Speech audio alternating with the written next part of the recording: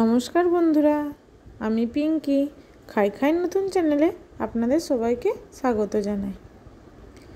আজ বানাচ্ছি কাঁচা আমের আমসত্ত্ব। এটা ছোট বয়স্ক সবারই খুব ভালো লাগবে,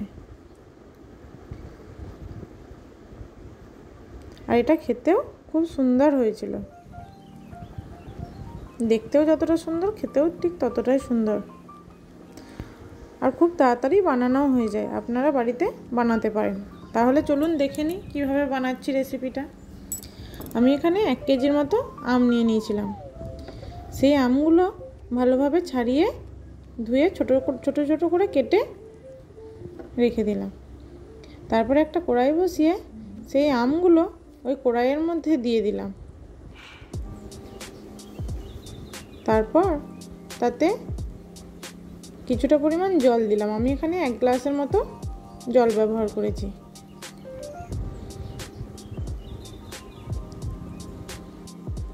তারপর জল ঢাকা দিয়ে 5 মিনিটের মতো সেদ্ধ হতে দিলাম।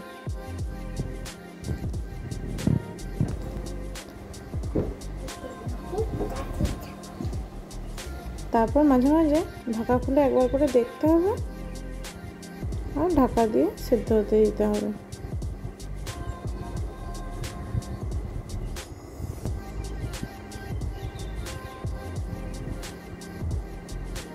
দেখুন আমার আমগুলো মোটামুটি সেদ্ধ হয়ে গেছে।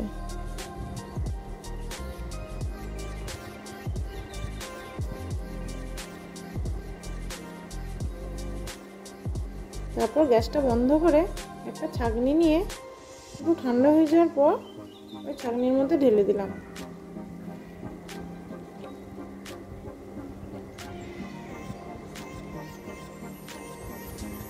তারপর ভালোভাবে ওইটা ছেঁকে নেব।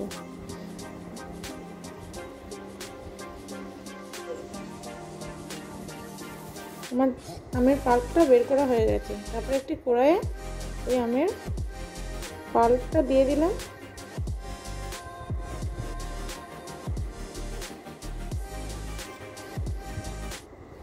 তারপর এখানে এই বাটির মাপে আমি 2 বাটির মতো চিনি দিয়েছিলাম। এই আমটা খুব টক ছিল।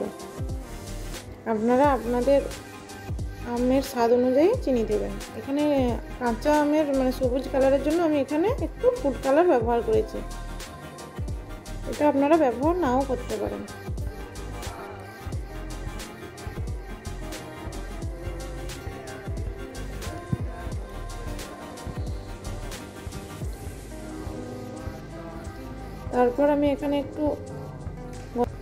তারপর আমি এখানে একটি তেজপাতা আর 2 টুকরো দারচিনি ব্যবহার করেছি, যাতে ওর গন্ধটা আর একটু ভালো হয়। এগুলো আপনারা ব্যবহার নাও করতে পারেন।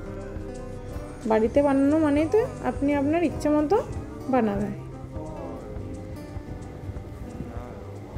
তারপর একটু তার মধ্যে 1 চামচের মতো চিলি ফ্লেক্স আর 1 চামচের মতো গোলমরিচ দিলাম, যাতে একটু টক মিষ্টি ঝাল ঝাল সব রকমই থাকে।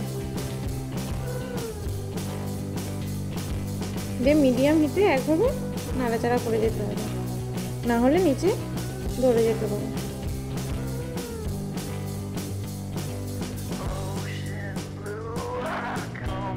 এখানে 1 চামচের মতো আমি বিট নুন দিয়ে দিলাম। ভালোভাবে ওটা মিশিয়ে নেব।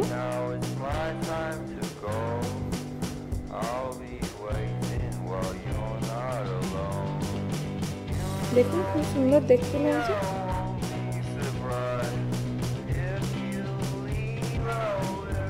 কিছুক্ষণ নাড়াচাড়া করার পর একটা বাটিতে কিছুটা পরিমাণ নিয়ে নিলাম, অল্প একটু দিয়ে দেখলাম চারদিকে। দেখুন একভাবে ওইখানেই রয়ে গেছে। তখন বুঝতে হবে যে আমাদের আমসত্ত্ব রেডি হয়ে গেছে।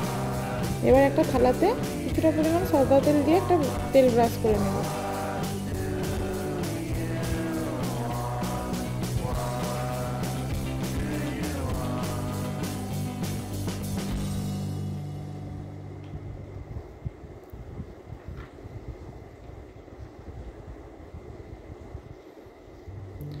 তারপর আমি ওই যে তেজপাতা আর দারচিনি দিয়ে দিয়েছিলাম, ওগুলো এক এক করে তুলে নেব,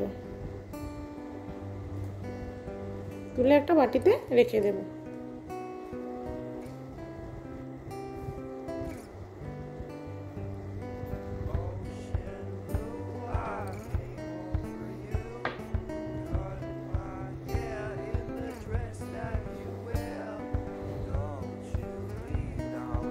তারপর আমি কড়াই থেকে থালাতে একবারে আমের পাল্পটা ঢেলে দিলাম।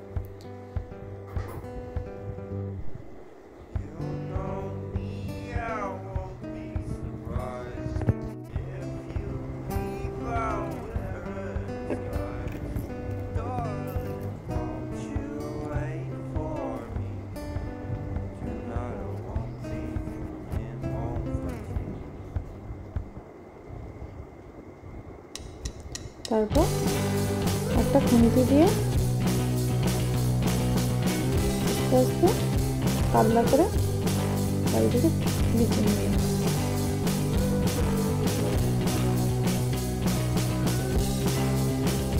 আমার এখানে একটু ছোট থালার জন্য একটু মোটা হয়ে গেছিল,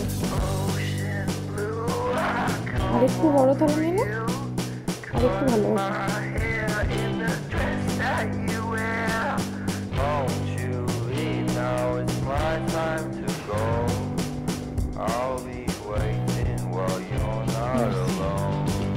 এবার আমি একটু থালাগুলো রোদের মধ্যে দিয়ে দেব।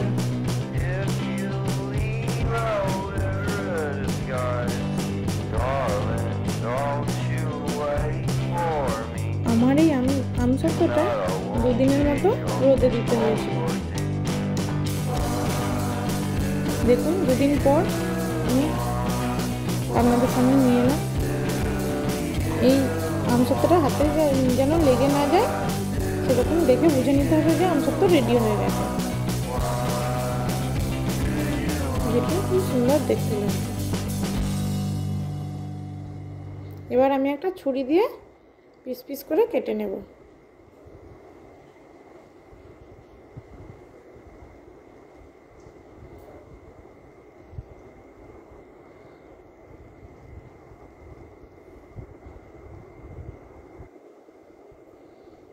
দেখবেন কত তাড়াতাড়ি সুন্দরভাবে উঠে যাবে।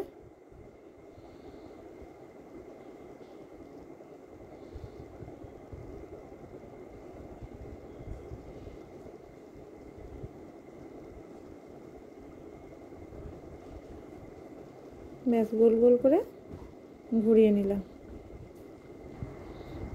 দেখুন রেডি হয়ে গেল আমার আমসত্ত্ব, কাঁচা আমের আমসত্ত্ব।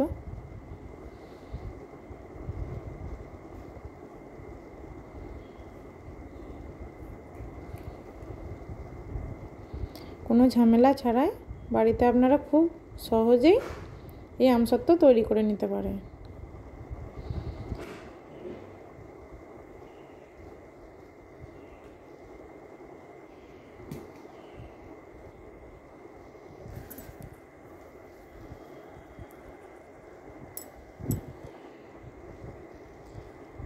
এইভাবে আমি সব আমসত্ত্বগুলো এক এক করে কেটে প্লেটে তুলে নিলাম।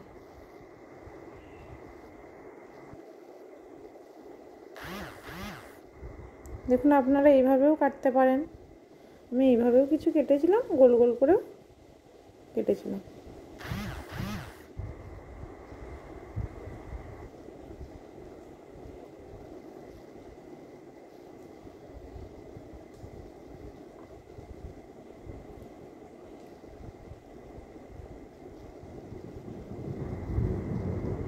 দেখবেন একদম পুরো গোটাটাই কত সুন্দরভাবে উঠে যাবে আর কত পাতলা হয়েছে।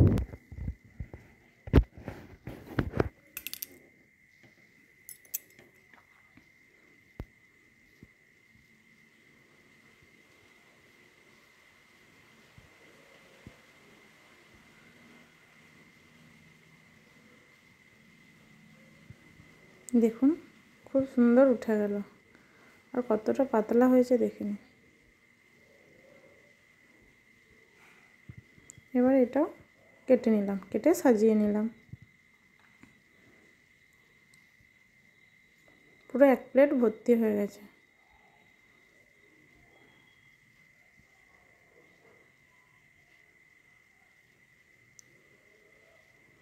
কত তাড়াতাড়ি বাড়িতে তৈরি হয়ে গেল আমসত্ত্ব।